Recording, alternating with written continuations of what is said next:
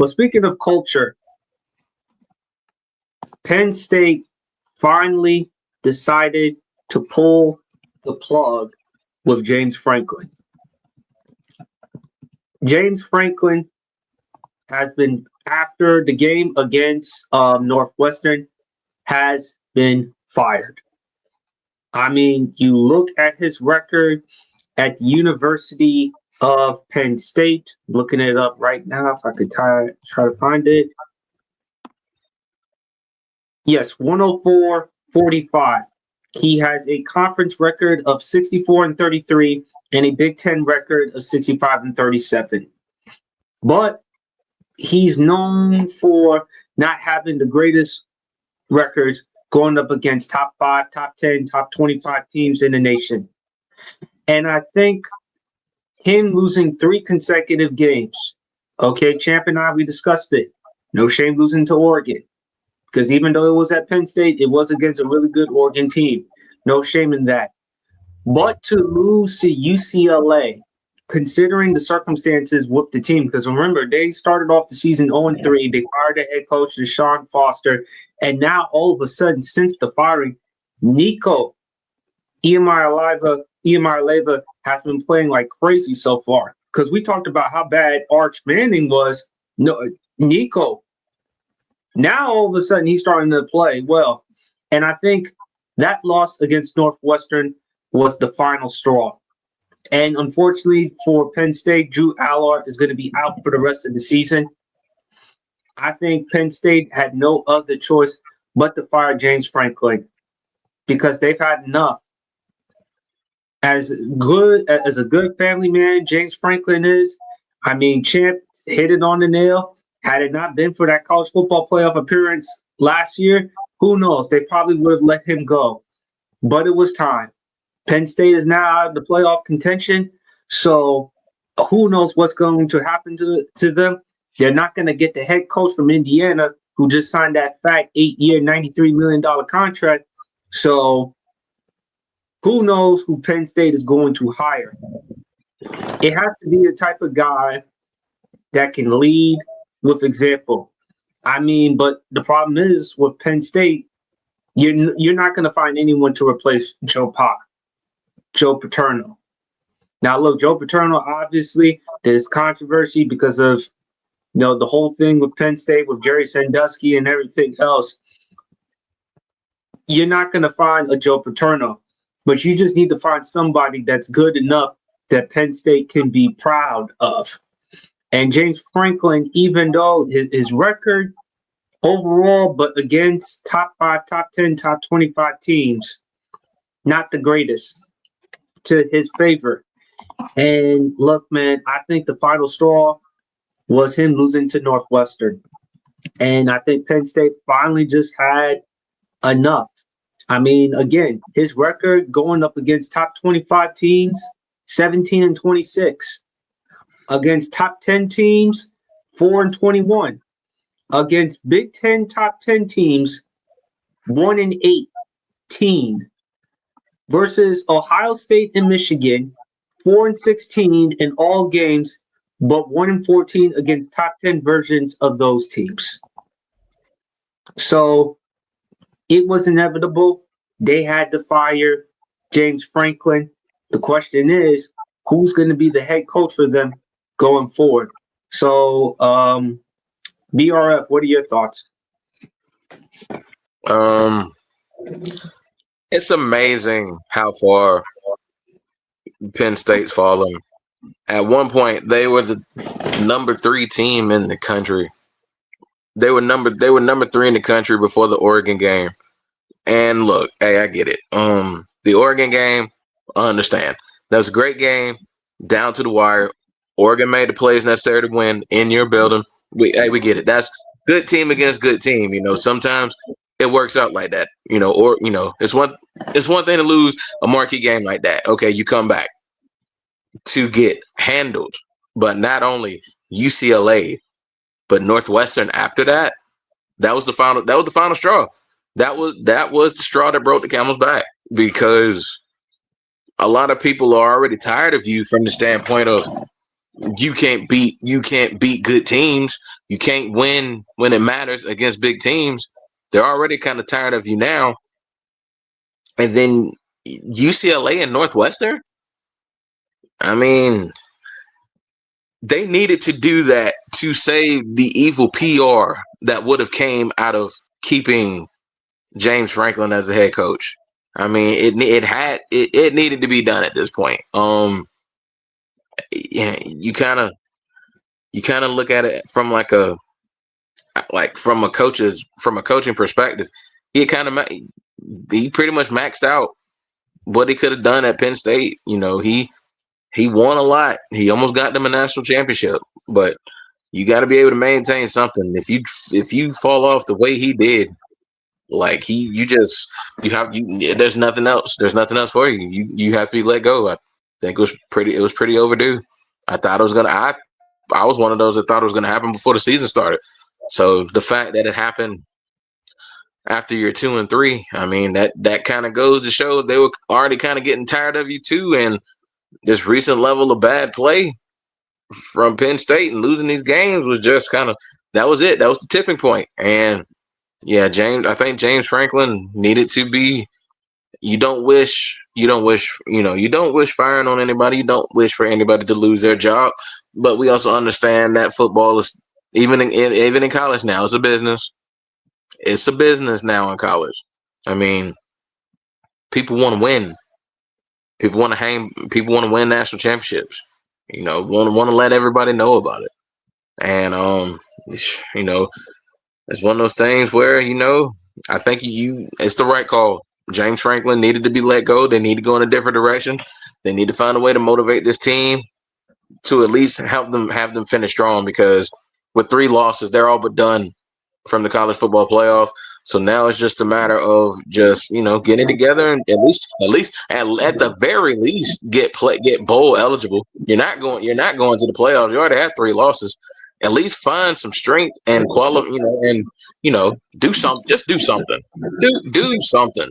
Make us get what I'm saying. Get somebody in there, get you bowl eligible, and just kind of build off of that and take it from there. Because yeah, James Franklin really kind of.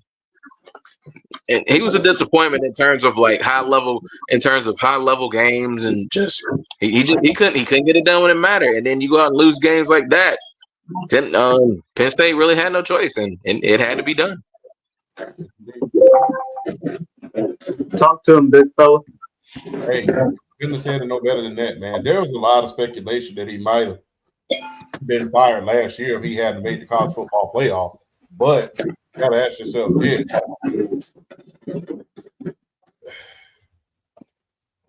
Was he on the hot seat coming into the season? I mean, everybody was talking about college football playoffs, although he was ranked very, very high. You gotta ask yourself, look, was this really like the straw that broke the camel's back, or was the camel's back already broke? They was just looking for him to fall off the camel at this point. So you gotta ask yourself that. So you just gotta ask yourself, like I said, a lot of people say, well, that was the straw that broke the camel's back. You gotta ask yourself, look, was that camel's back already broke? They was just looking for a reason for him to fall off that camel. And now that he fell off that camel, hey, now it's time to take everything from him. But look, man, on the flip side of that coin, and I'll end it here. Time for a change. It's going to be interesting to see who they're going to get.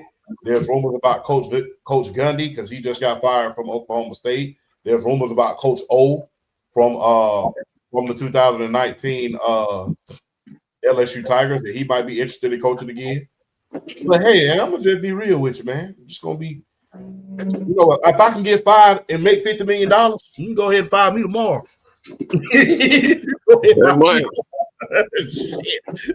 Matter of fact, I'm gonna get fired on purpose here. Just being real. Go out there and run the option 3 times. You know what I'm saying?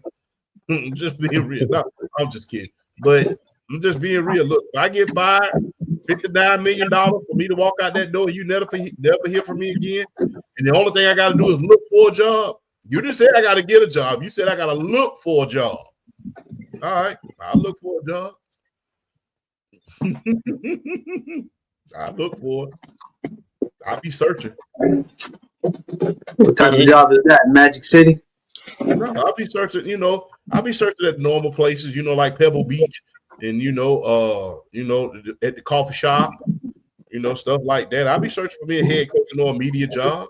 But Champ, with the type Champ, if you made $49-50 million, who knows? You would probably either own a charity. I see you doing type of charity, philanthropy type of work, yeah. or heck, who knows? A dude like yourself wouldn't mind hitting $49 million with the ladies. They going to Vegas, making it rain for a little bit. No, we ain't gonna do that, man. We gotta get something back. We gotta get something. All seriousness, man. That sounds good, but that's not me. We gotta get something back to the community. We gotta do some things like that. That's my goal. God willing, I make it. Give something back to the community. Give people something to be proud of. I know that, but don't act as if you wouldn't want to spoil yourself a little bit.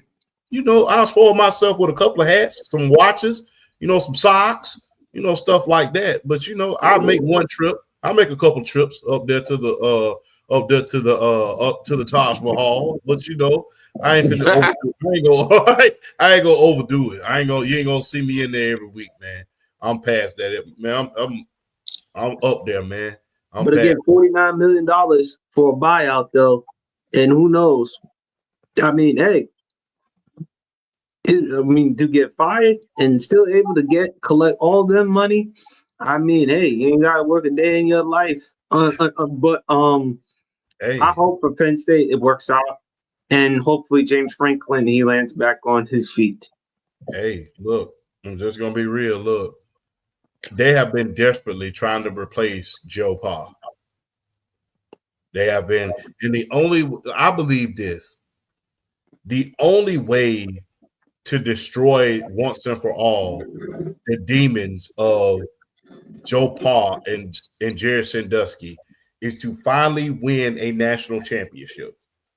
And I believe that's the only way that they feel like that they're going to forever extinguish that ghost. Because right now, that ghost is just lingering above their heads at this point. It's just like there's not been one coach since Joe Pa has unfortunately was forced to retire that has just made Penn State, Happy Valley forget. There has not been. It's still lingering above their head. And if you really look at it, every university who has had a legendary coach, they still can be proud of them at a certain point. When you think about Alabama, they can still be proud of Bear Bryant. When you think about Ohio State, they can still be proud of Woody Hayes, although he punched the guy. They can still be proud of Woody Hayes. You can still be proud of Jim Tressel. You can still be proud of Urban Meyer. When you think about, even the University of Georgia, who only had one national championship as their claim to fame with Herschel Walker, we can still be proud of Vince Dooley. You can still be proud of a lot of the coaches that were legendary before, in the 80s, in the 90s, and things of that nature.